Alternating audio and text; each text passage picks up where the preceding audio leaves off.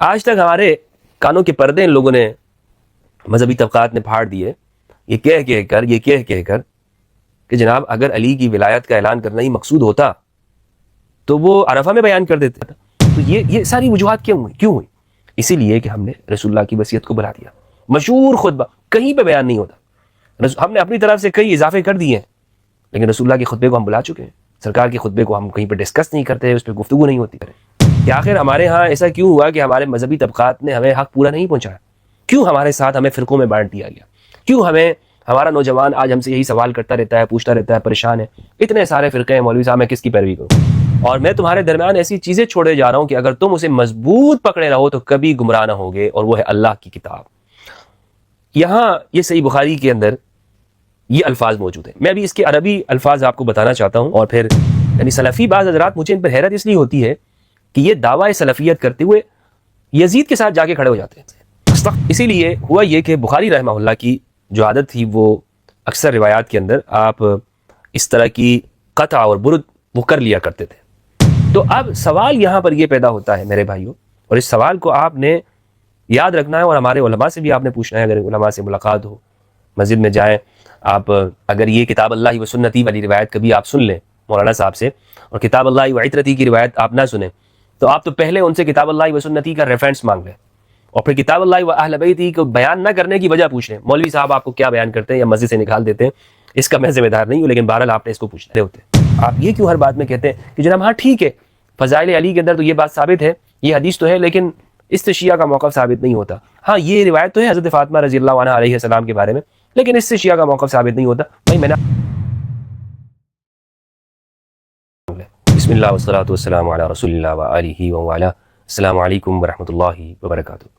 دوستو, ہمیں جب ہم سیرت النبی کا مطالعہ کرتے ہیں تو ایک جانب تو ہم یہ بات سنتے ہیں کہ رسالت مآب صلی اللہ علیہ وآلہ وسلم کی ایک ایک گفتگو کو محفوظ کیا گیا, اور بلا شک و شبہ صحابہ کرام انہیں رسول اللہ سے عشق تھا, وہ اتنا عشق رکھتے تھے.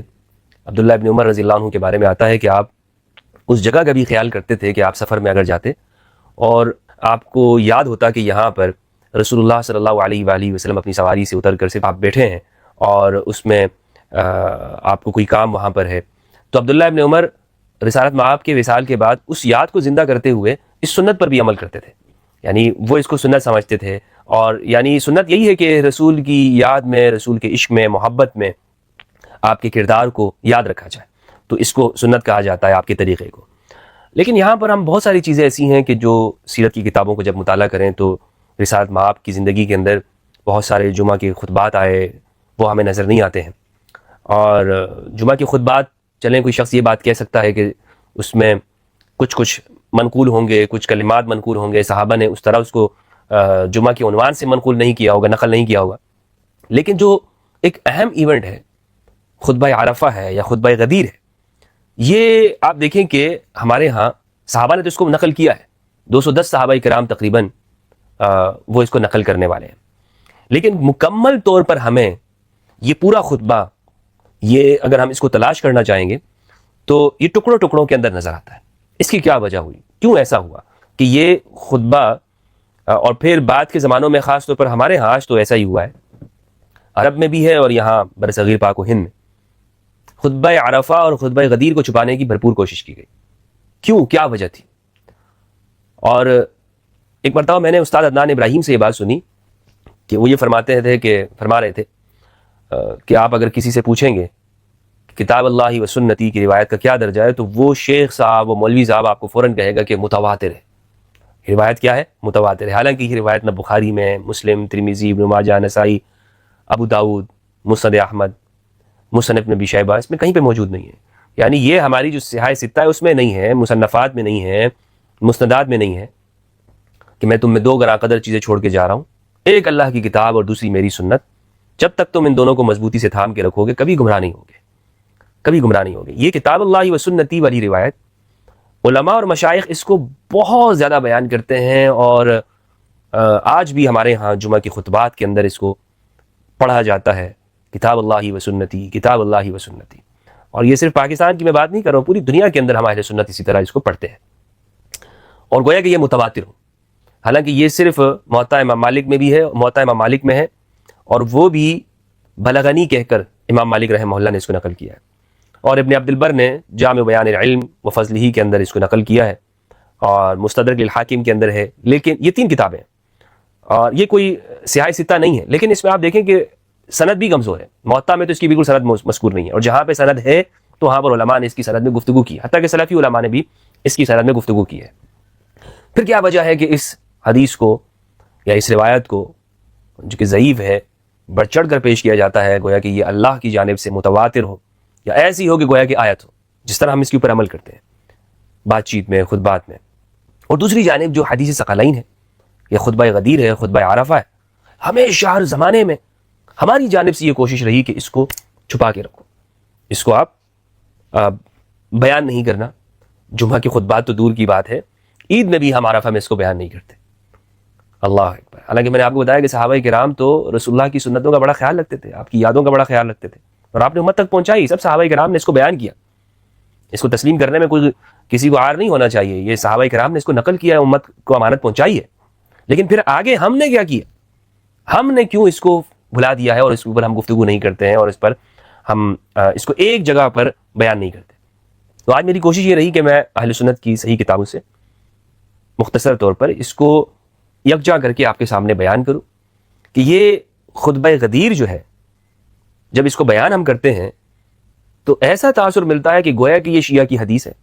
یعنی کچھ لوگ یہ کہتے ہیں کہ یہ تو شیعہ کی روایت ہے، اس کا اہل سنت سے کوئی تعلق نہیں ہے. اور دوسری بات یہ کہ یہ اتنا اہم واقعہ ہے کہ یہ خطبہ غدیر صرف غدیر خم میں آ کر بیان نہیں ہو رہا، بلکہ رسول اللہ صلی اللہ علیہ وآلہ وسلم اس کے لیے جب آپ حج کے لیے روانہ ہو رہے ہیں تو آپ جحفہ کے مقام پر جہاں پہ احرام باندھتے ہیں وہاں پر آپ نے خطاب کیا، آپ نے خطبہ دیا، اور اس خطبے کے اندر رسالت مآب صلی اللہ علیہ وآلہ وسلم نے امام علی کی ولایت کا اعلان کیا، من کنت مولا فہذا علی مولا. پھر عرفہ کے اس خطبے کے اندر کہ جسے حج کا خطبہ کہا جاتا ہے، اس میں آپ نے کتاب اللہ وعترتی، کتاب اللہ وعترتی کی روایت کو آپ نے بیان کیا. حدیث ثقلین سنن ترمذی میں موجود ہے 3786، اور غدیر خم والی جو روایت ہے وہ صحیح مسلم کے اندر 6225 6225 صحیح مسلم کے اندر منقول ہے. صحیح مسلم میں زید بن ارقم رضی اللہ عنہ نے نقل کیا ہے غدیر خم والی روایت کو، اور سنن ترمذی میں جابر بن عبداللہ رضی اللہ عنہ انصاری صحابی ہیں، انہوں نے حدیث ثقلین کو نقل کیا ہے. اور جابر بن عبداللہ جس حدیث کو نقل کر رہے ہیں وہ خطبہ عرفہ ہے. آج تک ہمارے کانوں کے پردے ان لوگوں نے، مذہبی طبقات نے پھاڑ دیے، یہ کہہ کر کہ جناب اگر علی کی ولایت کا اعلان کرنا ہی مقصود ہوتا تو وہ عرفہ میں بیان کر دیتے. اگر یہاں پر غدیر خم کی جو روایت ہے اس سے قرآن اور اہل البیت دونوں کو ایک ساتھ جو بیان کیا، اس سے مراد یہ ہوتا ہے کہ بعد میں تم نے قرآن کی بھی اتباع کرنی اور اہل البیت کی بھی اتباع کرنی ہے، ان کو بھی فالو کرنا ہے. اگر یہ مقصود ہوتا تو عرفہ میں بیان کر دیتے. یہ آج تک ہمیں سناتے رہے. لیکن الحمدللہ عز و جل میں نے آپ کے سامنے اس روایت کو جسے ہمارا مذہبی طبقہ چھپاتا تھا آپ کے سامنے باشگاف انداز میں سنن ترمذی میں بیان کیا، سنن ترمذی سے بیان کیا. اور الحمدللہ عز و جل مجھے کئی اہل سنت نوجوانوں کے میسیجز آتے ہیں، ای میلز آتی ہیں کہ ہمدرد بھائی یہ تو ہم نے یہ بات سنی نہیں تھی.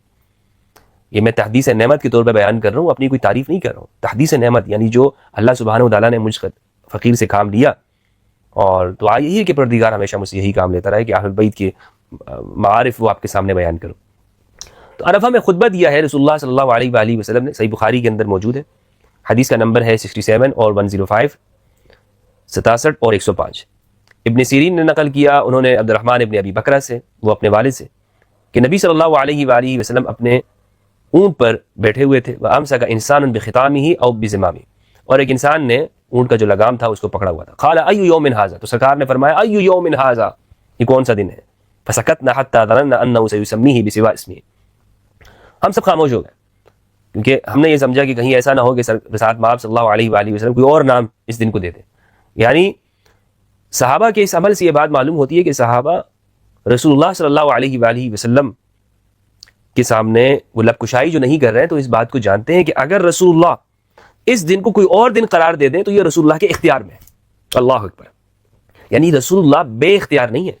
صحابہ کا یہ عقیدہ نہیں تھا کہ رسول اللہ بے اختیار ہے، انہیں تو کوئی اختیار نہیں ہے، شریعت تو آپ کا کام تو بس صرف شریعت کو آگے پہنچانا ہے، نہیں، آپ شارع ہیں، آپ شریعت کو بیان کرنے والے ہیں، اور شریعت کسی چیز کو اگر حلال کہہ دے رسول اللہ وہ حلال ہو جائے گی، حرام کہہ دے وہ حرام ہو جائے گی۔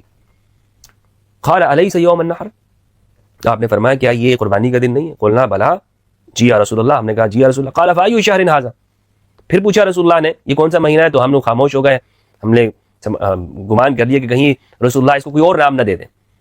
فقال الیس بذی الحجہ، آپ نے فرمایا کہ یہ ذی الحجہ نہیں ہے؟ ہم نے کہا یا رسول اللہ جی بالکل یہ ذی الحجہ ہے۔ قال فان دماءکم واموالکم واعراضکم بینکم حرام کحرمت یومکم ھذا فی شہرکم ھذا فی بلدکم ھذا۔ اللہ اکبر، آپ نے فرمایا تمہارے خون، تمہارے مال، تمہاری عزتیں تمہارے آپس میں درمیان میں حرام ہے، معزز ہے، جس طرح کہ یہ حرمت یومکم ھذا، جس طرح کہ یہ دن تمہارا یہ عزت والا ہے، یہ شہر عزت والا ہے، اور یہ مہینہ حرام ہے، معزز ہے۔ لیبلغ الشاہد الغائب، اب چاہیے کہ جو موجود ہے اس شخص کو پہنچا دے جو غائب ہے، جو موجود نہیں ہے۔ فإن الشاہد عسى ان يبلغ من هو اوعى له منه، ہو سکتا ہے کہ جو سامنے موجود ہو یہ اس شخص کو بات پہنچا دے کہ جو اس سے زیادہ سمجھنے والا ہو۔ تو یہاں پر دعوت کی ایک حکمت بھی آپ نے بیان فرما دی کہ جو سامنے مجلس میں موجود ہوتا ہے وہ یہ صرف نہ سمجھ لے کہ بھائی میں نے تو بات کو سمجھ لیا ہے اور آگے پہنچانے کی کیا ضرورت ہے، میرے لیے یہ بات کافی ہے۔ تو رسول اللہ نے ارشاد فرمایا صلی اللہ علیہ وآلہ وسلم کہ ہو سکتا ہے آپ سے زیادہ ایک فقیہ دوسرا ہو، آپ سے زیادہ فقیہ دوسرا شخص اس تک بات پہنچا دیا کرو۔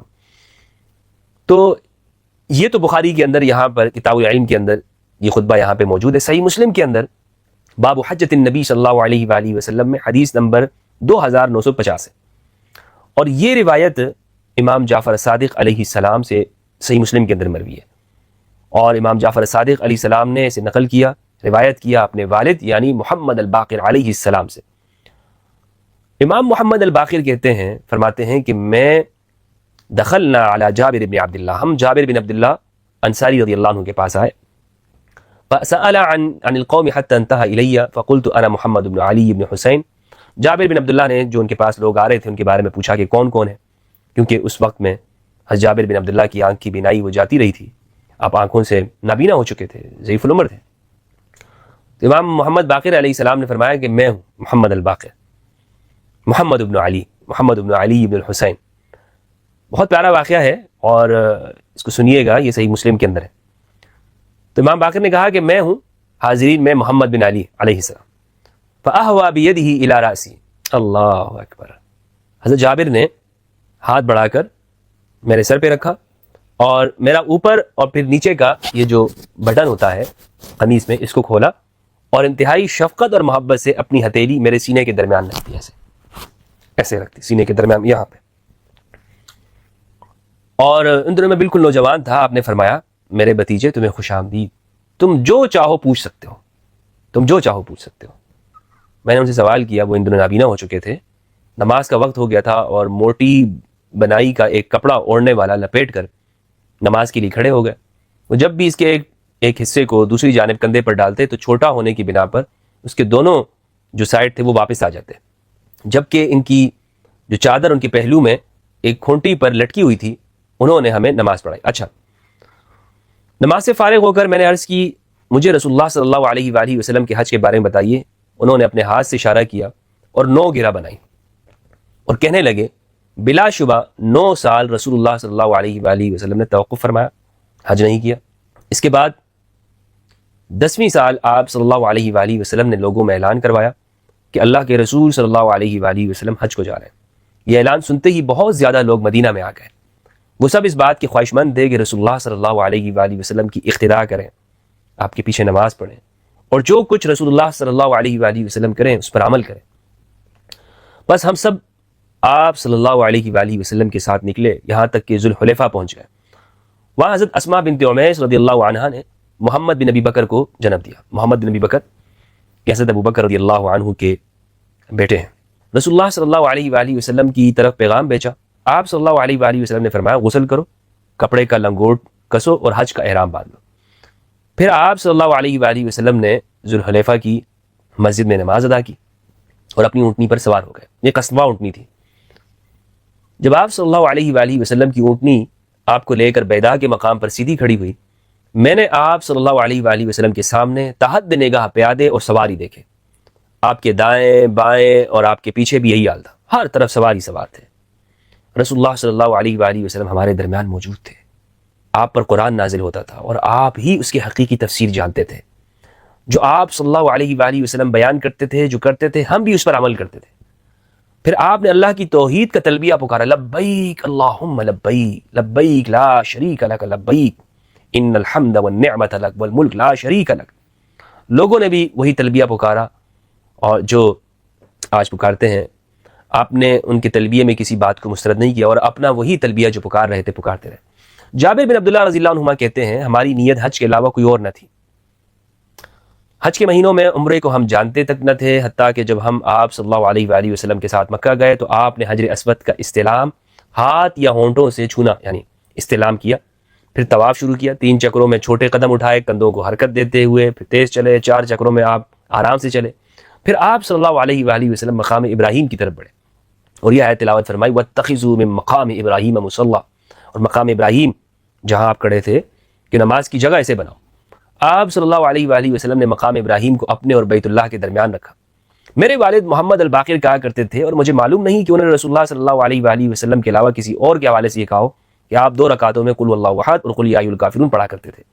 پھر آپ حجر اسود کے پاس تشریف لائے، اس کا استلام کیا اور باب صفا سے صفا پہاڑی کی جانب نکلے۔ یہ درمیان میں جو تھی، یہ امام صادق علیہ السلام اپنے والد امام محمد الباقر کی وہ روایت بیان کر رہے تھے کہ وہ جو نماز پڑھی تو اس میں کیا پڑھا تھا۔ باقی جو یہ واقعہ ہے یہ جابر بن عبداللہ نقل کر رہے ہیں اور ان سے امام صادق علیہ السلام، امام باقر علیہ السلام نقل کر رہے ہیں۔ اچھا، کہتے ہیں جب آپ کوہ صفا کے قریب پہنچے تو یہ آیت تلاوت فرمائی ان الصفا والمروہ من شعائر اللہ، صفا اور مروہ دونوں اللہ کے شعائر میں سے ہیں۔ میں بھی سعی کا وہیں سے آغاز کر رہا ہوں جس کے ذکر سے اللہ تعالیٰ نے آغاز فرمایا۔ آپ نے صفا سے سعی کا آغاز فرمایا، اس پر چڑھے حتیٰ کہ آپ نے بیت اللہ کو دیکھ لیا، پھر آپ قبلہ رخ ہوئے، اللہ کی وحدانیت اور کبریائی بیان کی اور کہا اللہ کے سوا کوئی عبادت کے لائق نہیں، وہ اکیلا ہے، ساری بادشاہت اسی کی ہے اور ساری تعریف اسی کے لیے، اکیلے اللہ کے سوا کوئی عبادت کے لائق نہیں۔ اس نے اپنا وعدہ خوب پورا کیا، اپنے بندے کی نصرت فرمائی، تنہا اسی نے ساری جماعتوں فوجوں کو شکست دی۔ اچھا، یہ کلمات آپ نے 3 مرتبہ ارشاد فرمائے، پھر مروہ میں اسی طرح آپ نے خطبہ دیا۔ جب آپ صلی اللہ علیہ وآلہ وسلم وادی عرفہ کے درمیان تشریف لائے، یہ درمیان میں طویل روایت ہے، آپ دیکھ لیجئے گا، میں مختصر کر رہا ہوں اس کو۔ آپ صلی اللہ علیہ وآلہ وسلم وادی عرفہ کے درمیان تشریف لائے، لوگوں کو خطبہ دیا، تمہارے خون اور اموال ایک دوسرے پر ایسے حرام ہے جیسے آج کے دن کی حرمت اس مہینے اور اس شہر میں ہے، اور زمانہ جاہلیت کی ہر چیز میرے دونوں پیروں کے نیچے رکھ دی گئی۔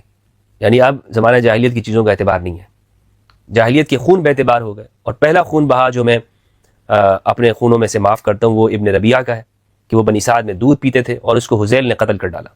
میں اس کا بدلہ نہیں لیتا، مراد یہ تھی کہ میں اس کا بدلہ نہیں لیتا، اور اسی طرح زمانہ جاہلیت کا سود سب چھوڑ دیا گیا، یعنی اس وقت کا جو چڑھا ہوا سود ہے وہ کوئی نہ لے، زمانہ جاہلیت کی رسمیں ختم۔ اور پہلے جو سود ہم اپنے یہاں کے سود میں سے چھوڑتے ہیں، طلب نہیں کرتے، وہ عباس رضی اللہ عنہ کا سود ہے، اس لیے کہ وہ سب چھوڑ دیا گیا، اور تم لوگ عورتوں کے بارے میں اللہ سے ڈرو، اس لیے کہ ان کو تم نے اللہ تعالیٰ کی امان سے لیا ہے۔ عورتوں کے بارے میں رسول اللہ نے وصیت فرمائی، اور تم ان کے ستر کو اللہ تعالیٰ کے کلمہ نکاح سے حلال کیا ہے، اور تمہارا حق ان پر یہ ہے کہ تمہارے چھونے پر کسی ایسے شخص کو نہ آنے دیں، یعنی تمہارے گھر میں، جس کا آنا تمہیں ناگوار ہو، پھر اگر وہ ایسا کرے تو ان کو ایسی تکلیف دو جو جس میں چوٹ نہ آئے، یعنی ہڈی وغیرہ نہ ٹوٹے، کوئی عضو ضائع نہ ہو، حسن صورت میں فرق نہ آئے۔ ان کا تم پر یہ حق ہے کہ ان کی روٹی اور ان کا کپڑا دستور کے موافق تمہارے ذمے ہے، اور میں تمہارے درمیان ایسی چیزیں چھوڑے جا رہا ہوں کہ اگر تم اسے مضبوط پکڑے رہو تو کبھی گمراہ نہ ہوگے، اور وہ ہے اللہ کی کتاب۔ یہاں یہ صحیح بخاری کے اندر یہ الفاظ موجود ہیں، میں ابھی اس کے عربی الفاظ آپ کو بتانا چاہتا ہوں تاکہ یہاں پر اس خطبے کو ہم دیکھ سکیں کہ اس میں صرف کتاب اللہ کے الفاظ ہیں اور اطرتی کے الفاظ کیوں نہیں ہیں، معاملہ کیا ہوا ہے۔ الفاظ یہ ہیں وَقَدْ تَرَكْتُ فِيكُمْ مَا لَن تَضِلُّوا بَعْدَهُ إِنِ اعْتَصَمْتُمْ بِهِ کتاب اللہ، یہ الفاظ ہے کہ میں تمہیں چھوڑے جا رہا ہوں وہ چیز کہ تم ہرگز گمراہ نہیں ہوگے اس کے بعد اگر تم اسے مضبوط سے پکڑ لوگے، اللہ کی کتاب۔ اب اس میں یہ آپ الفاظ دیکھ لیں روایت کے، یہ جو مشہور روایت ہے رسول اللہ صلی اللہ علیہ وآلہ وسلم جب آپ سے یہ الفاظ ثابت ہیں اس طرح کے، تو ترکت فیکم الثقلین، اس طرح کے الفاظ ثابت ہیں۔ یہ جملہ مکمل نہیں بیٹھ رہا ہے، اس میں آپ کو ایسا نہیں لگ رہا ہے کہ کچھ یہاں پر حذف ہوا ہے یا کچھ یہاں پر نکالا گیا ہے، کیونکہ وقد ترکت فیکم، میں تمہارے درمیان چھوڑ چکا ہوں، ما لن تضلوا بعدہ ان اعتصمتم بہ کتاب اللہ، کہ اسے تم مضبوطی سے تھام کے رکھو گے، تم کبھی گمراہ نہیں ہوگے، اللہ کی کتاب۔ یہ یعنی حدیث ثقلین بہت مشہور ہے، لیکن بخاری رحمہ اللہ نے جب نقل کیا ہے تو یہاں پر صرف کتاب اللہ والی روایت کو نقل کیا ہے، یعنی اس میں صرف کتاب اللہ کے الفاظ ہیں۔ اور اگر آپ ان الفاظ پہ غور کریں گے تو یہاں پہ آپ کو یہ بات ضرور نظر آئے گی کہ سلسلہ کلام کے اندر کچھ ایسا ربط ہمیں نظر نہیں آ رہا۔ ترکت فیکم، میں نے تم میں چھوڑ دیا، وہ جو کہ یعنی وہ کیا چیز، وہ کتنی چیزیں ہیں، ایک چیز ہے یا دو چیزیں ہیں؟ بہت سارے مقامات پر جو مشہور روایت ہے اس میں کیا ہے، ترکت فیکم الثقلین ما ان تمسکتم بہما یا بہ لن تضلوا بعدی ابدا کتاب اللہ وعترتی، اور مشہور و متواتر یہی الفاظ ہیں۔ اسی لیے ہوا یہ کہ بخاری رحمہ اللہ کی جو عادت تھی وہ اکثر روایات کے اندر آپ اس طرح کی قطع اور برد وہ کر لیا کرتے تھے، اور مثلا ایک تو وہ آسانی کے لیے بھی کہ جو عنوان وہ قائم کرتے تھے تو پوری روایت میں سے صرف وہ ٹکڑا وہاں پہ بیان کر دیا کرتے تھے کہ جو اس عنوان کے مطابق ہوتی تھی، اور باقی وہ پورے الفاظ چھوڑ دیا کرتے تھے۔ تو یہاں پہ ممکن ہے کہ بخاری رحمہ اللہ نے اس طرح کیا، لیکن جو ثقلین والی روایت ہے وہ بخاری رحمہ اللہ نے اس کو ذکر نہیں کیا۔ ہاں صحیح مسلم کے اندر وہ بیان ہے، باقی تمام جگہوں کے تمام کتابوں کے اندر وہ مذکور ہے، امام نسائی نے تو اس پر کئی ابواب باندھے ہیں۔ خیر، ہمیں یہاں پہ بخاری میں کتاب اللہ والی روایت تو مل گئی، اور یہ بات ہمیں سمجھ میں آ گئی کہ رسول اللہ نے وصیت فرمائی ہے کہ میں تمہیں اپنے بعد کتاب اللہ کے بارے میں وصیت کر رہا ہوں یا تمہارے درمیان چھوڑ رہا ہوں، اور بخاری سے ہمیں کتاب اللہ کے الفاظ مل گئے، صحیح مسلم میں ہمیں ثقلین کے الفاظ مل گئے، لیکن اس سے یہ کہیں ثابت نہیں ہوتا کہ اہل البیت کو بطور اوصیاء آپ نے نہیں چھوڑا۔ کچھ حضرات یہاں سے یہ استدلال کرتے ہیں کہ دیکھیں بخاری میں تو نہیں ہے، یعنی یہ بخاری میں یہ الفاظ نہیں، تو بھائی بخاری میں صرف کتاب اللہ کے تو ہیں نا، تو کتاب اللہ کے الفاظ یہاں پر ہیں، اور صحیح مسلم میں کتاب اللہ اور عترتی کے، کتاب اللہ اہل بیت کے الفاظ ہیں، صحیح سنن ترمذی میں عترتی اہل بیت کے الفاظ ہیں کہ میرے اہل البیت یعنی میری اولاد۔ اب یہ کتاب اللہ و سنتی کی جو روایت ہے یہ میں آپ کے سامنے پیش کرنا چاہتا ہوں، موطا امام مالک کے اندر ہے، یہ آپ اسکین آپ دیکھ لیجئے گا اور یہ آپ کو آپ کے سامنے نظر آئے گی۔ جو حدیث ثقلین ہے یہ سنن ترمذی میں موجود ہے 3786، اور اس میں یہ رسول اللہ صلی اللہ علیہ وآلہ وسلم سے جو الفاظ جابر بن عبداللہ نے نقل کی، اور پھر امام ترمذی کی شاندار بات یہ دیکھیے گا کہ وہ فرماتے ہیں وفی الباب عن ابی ذر، کہ یہ جو حدیث ثقلین ہے یہ صرف جابر بن عبداللہ اس کو نقل نہیں کر رہے، بلکہ ابو ذر غفاری سے، وہ ابی سعید اور ابو سعید خدری سے، وہ زید بن ارقم سے، وہ حذیفہ بن اسید سے یہ نقل ہے، اور پھر آگے اس کے طرق بھی بہت سارے ہیں۔ تو یہ مشہور روایت ہے صحابہ کے، یعنی پہلے طبقے کے اندر بہت سارے صحابہ اس کو نقل کر رہے ہیں۔ میں نے آپ کو بتایا نا اس لیے کہ اس موقع پر بہت ایک جمع غفیر تھا۔ تو اب سوال یہاں پر یہ پیدا ہوتا ہے میرے بھائیوں، اور اس سوال کو آپ نے یاد رکھنا ہے، اور ہمارے علماء سے بھی آپ نے پوچھنا ہے، اگر علماء سے ملاقات ہو، مسجد میں جائیں آپ، اگر یہ کتاب اللہ و سنتی والی روایت کبھی آپ سن لیں مولانا صاحب سے، اور کتاب اللہ و عترتی کی روایت آپ نہ سنیں، تو آپ تو پہلے ان سے کتاب اللہ و سنتی کا ریفرنس مانگ لیں، اور پھر کتاب اللہ و اہل بیتی کو بیان نہ کرنے کی وجہ پوچھ لیں، مولوی صاحب آپ کو کیا بیان کرتے ہیں یا مسجد سے نکال دیتے ہیں، اس کا میں ذمہ دار نہیں ہوں، لیکن بہرحال آپ نے اس کو پوچھنا ہے کیوں اس کو بیان نہیں کیا گیا۔ یہاں پر حدیث ثقلین کی بہت طرق ہیں، متواتر ہیں، میرے اس کے اوپر کئی لیکچر ہیں۔ اس مقام پر میں صرف یہ چاہتا ہوں کہ رمضان میں ہم اس پہ غور و فکر کریں کہ آخر ہمارے ہاں ایسا کیوں ہوا کہ ہمارے مذہبی طبقات نے ہمیں حق پورا نہیں پہنچایا، کیوں ہمارے ساتھ ہمیں فرقوں میں بانٹ دیا گیا، کیوں ہمارا نوجوان آج ہم سے یہی سوال کرتا رہتا ہے، پوچھتا رہتا ہے، پریشان ہے، اتنے سارے فرقے ہیں مولوی صاحب میں کس کی پیروی کروں، اتنے سارے ہیں، میں سنی ہو جاؤں، شیعہ ہو جاؤں، میرا دل تو نہیں لگ رہا ہے اس فرقے میں، مجھے تو نہیں سمجھ میں آ رہا ہے، کسی کو ہم مشرک کہتے ہیں، کسی کو بدعتی، فاسق، فاجر، گمراہ، بے دین، یہ سارے فتوے ہمارے درمیان میں موجود ہیں۔ امت کے سینے کے اوپر ہم نے اتنے خنجر چلائے ہیں کہ غیروں نے تو نہیں چلائے۔ یہ ساری جو نفرتیں ہم نے بانٹی ہیں، مجھے بتائیں نا اس میں غیروں کا کیا کردار رہا؟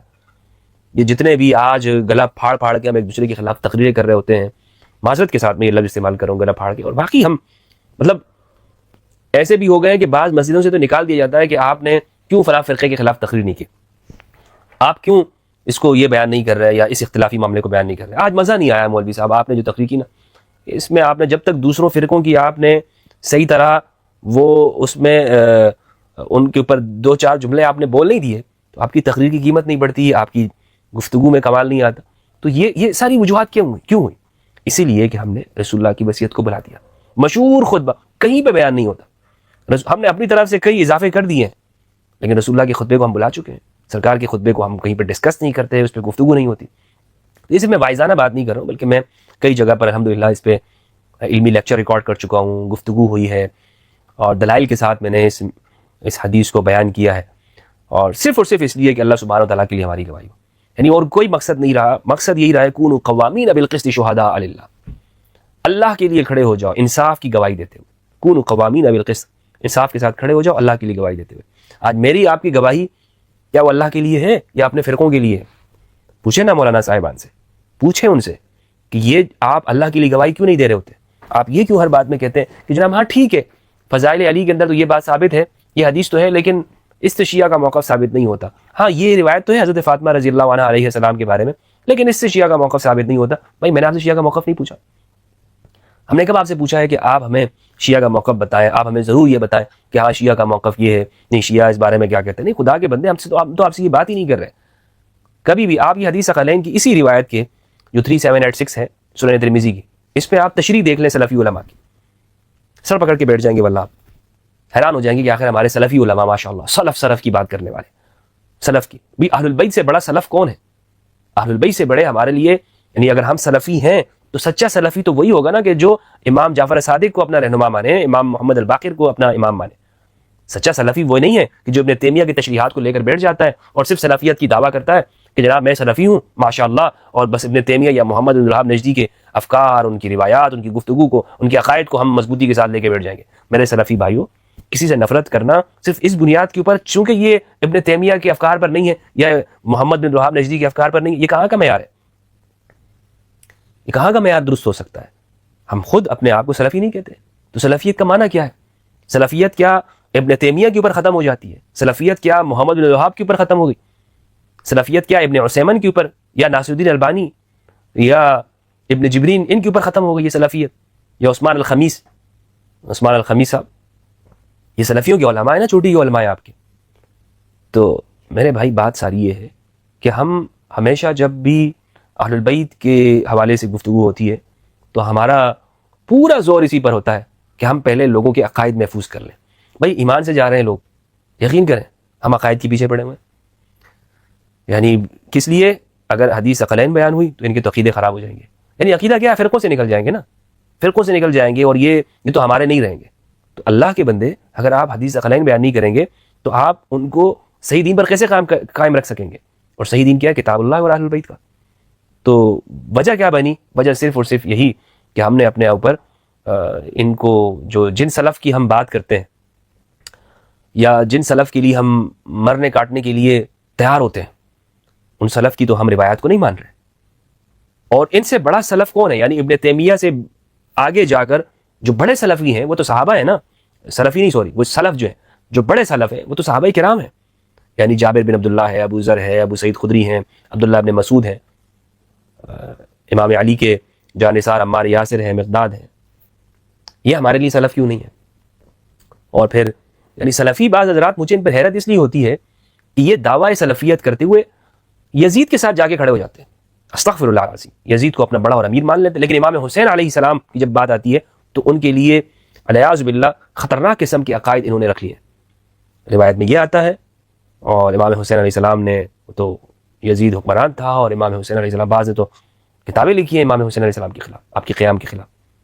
کیا وجہ ہوئی؟ وجہ یہ ہوئی کہ ہم نے صرف ناموں کے لیے، قرآن کہتا ہے کہ وَلَا تُزَكُّوا أَنفُسَكُمْ، اپنی پاکیہ مت بیان کیا کرو، اپنے منہ سے اپنی شیخیاں بیان کرتے ہو کہ میں تو بڑا یہ ہوں، میں سلفی ہوں، میں صحابہ کا نام لینے والا ہوں. نہیں، بلکہ عمل تو دکھاؤ اپنا. کیا تمہارا عمل واقعی ان سلف کا ہے، ان کے پیچھے چل رہے ہو، یا تم اپنے تعصبات کے پیچھے چل رہے ہو؟ غور کریں اس کے اوپر.